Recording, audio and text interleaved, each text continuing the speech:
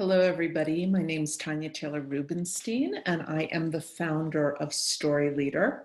And at Story Leader, we support entrepreneurs, deep creatives, healers in their story-centered businesses, as well as helping creatives of all kinds write their memoirs and solo shows. So I'm at my home studio here in Santa Fe, New Mexico this evening. And what's been coming to me is something that it's been coming up for several days. Even though I'm headed out to dinner on a Friday night with my husband, it felt really important to come on and do a video about this while it's just bubbling. And I wanted to talk about the most marginalized stories on the planet right now. And of course, the most marginalized are always the stories that need to be brought into conscious awareness for our healing and our wholeness and our congruency, not only as individuals, but as species, as a species. And this is related to the environment and everything that's happening on the planet right now. So I talk a lot in terms of human stories that have been marginalized and the types of people that have been marginalized in Western culture. In the patriarchy and in a culture that's been based on white supremacy, right, and male supremacy. That's inherent to the patriarchy. So I talk about, and many of us talk about, right, who's been marginalized. There's, of course, women, as soon as we're born, female, anything that is feminine, including the feminine inside those that are born in male bodies, is marginalized as second rate, second best, less important, less significant. So that is in and of itself a marginalization. Queer people, Black and brown people on this planet, all of those are things, right, that we know are issues where people have been marginalized. Indigenous people. That's how patriarchal's got its hold and has cut us off. We've each been cut off from our own, not only when I say indigenous people, meaning people of color, Native American people, tribal culture, Aboriginal people in Australia. It's not just that, it's each of us, because it's always both individuals and our connection to a root system with this, because we were once all indigenous. Okay, and that includes those of us who have Northern European backgrounds.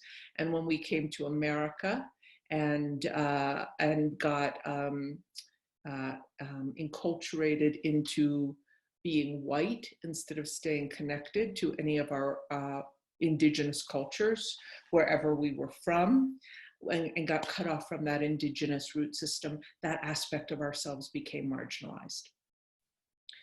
And I talk a lot about those things in my work because it's very important. My work as a story worker, a depth-based, consciousness-first story worker, has to bring all the various threads of stories that have been marginalized back into awareness. If you're a healer, you do this, right? Therapist, we're looking at the stories underneath the stories as individuals, but also systemic stories. And I want to say the story that has been marginalized the most, and to me is the most essential story that we bring into conscious awareness at this moment of crisis in humanity and with environmental concerns. It's the story that's been the most extremely marginalized is our connection to our multidimensional selves, our consciousness that expands into the universe, our consciousness that relates to wisdom from the ancestors. Many of us at this moment, no matter what profession we're in, right? We're undercover all over the planet. I know because I know it in myself. I'm writing my book right now called The Reluctant Mystic. I have worked with psychics, healers, intuitive empaths, those of us who have received information in an extrasensory way, through had our third eye opened, had spiritual experiences of awakening, and I'm not talking religion here. Those stories, the religious stories that have been centered, are in alignment with patriarchy. The stories of deep indigenous wisdom, the stories of psychic information we receive. I know I started to receive information as a child. The way my psychic abilities presented were when I was 14 years old, right before my grandfather was diagnosed with a brain tumor. I actually took on his symptoms and thought I had a brain tumor. Totally had migraine headaches, had information that I had a brain tumor, and actually asked him about it. And he ended up collapsing of a malignant brain tumor about a few weeks later. And that was when I'm actually a medical intuitive. Not something I asked for and not something I've ever done professionally and have no interest in doing it professionally. But I have a gift that is a phenomena. And I don't know how much to call it a gift, but connects me to another realm of information. And that presented early. And I've since, done that, not even chosen to do that, have been given information about other people's illnesses, actually physical illnesses as well as spiritual illnesses around me. And as empaths, some of us actually spill into psychic realms. I don't totally control my psychic gifts, but I do receive very specific psychic information. So I also work with clients who have MBAs from Harvard. And I feel like I need to say this because yes, I do live in Santa Fe. I was talking to two different clients today, both of whom went to Juilliard at different times for different things. What I want to say is, in the conventional world, whether it's in entertainment, whether it's in the arts, whether it's in business, whether we're an entrepreneur, I meet people every day who come to me to tell their story. And then what spills out is this deep healer story, this empath story. But here is what I want to say. Even more than Me Too, the Me Too movement, even more than women speaking out about trauma and sexual abuse, even more than other people, sharing unspeakable stories, familial stories of trauma, abuse, sharing stories of, what's happening at the ICE detention stories, sharing stories of what's happening on the environment, the hidden and suppressed stories, political cover-ups. The most marginalized story is the story of our spirit and our soul. We've been shamed. Part of patriarchal conditioning in terms of stories is also that, and again, the masculine identified, that the intellect, the mind, is above everything.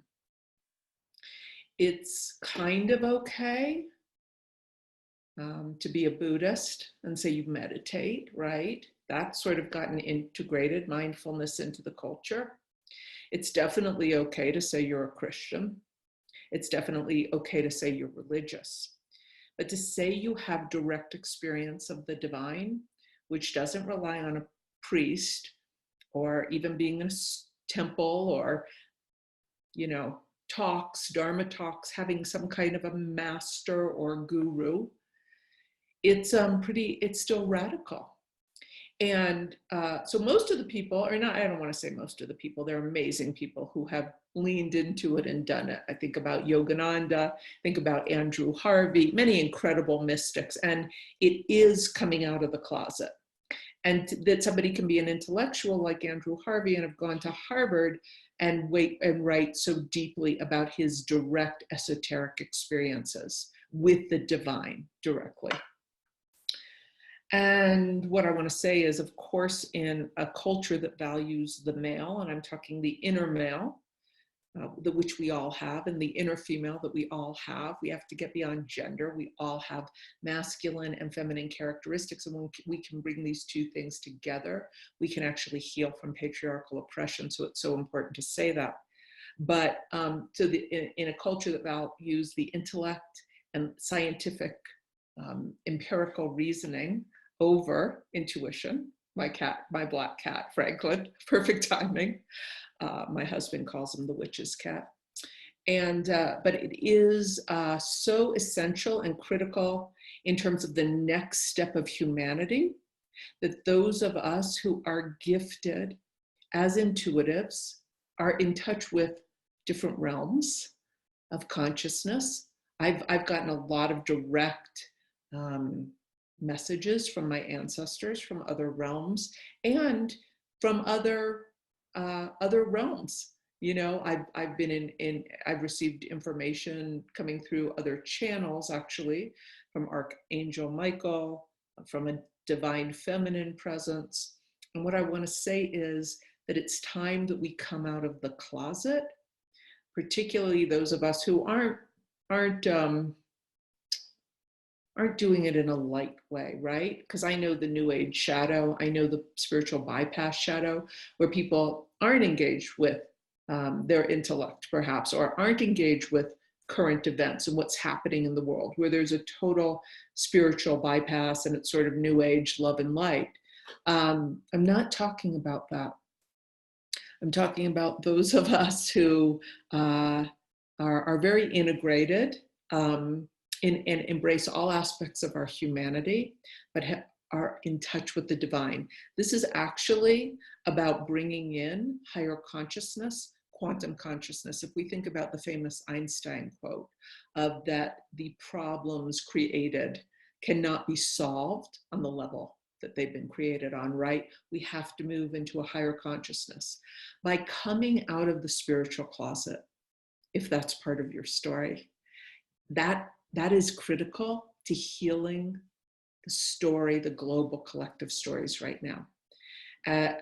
If we think, oh, you know, if we buy into the patriarchal myth that we have to cut off not only our creativity, not only our artistry, but our direct connection to the divine, to the spirit, whatever that looks like for you, to those moments that transcend time, to those experiences you may have had, perhaps a loved one who's passed on, you know, has come to you.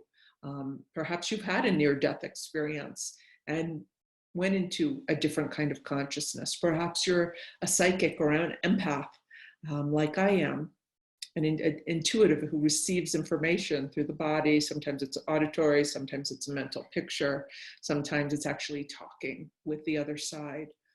I've had so many direct experiences myself and with my friends and clients. And as a story worker, I have people who come to me that whisper these stories every day. So it's not just telling the stories, it's telling the stories publicly and standing in it and integrating our spirituality along with our artistry, our business skill set, our roles as a mother, a father, a parent in the world, an intellectual, somebody who cares about politics and the climate and restorative justice. There's an integration that can happen. And this is, from what I see as a story worker, the most marginalized story on the planet. And it's time to start speaking out and coming out of the closet. Okay, thanks for listening. Sending you all lots of love. Bye-bye.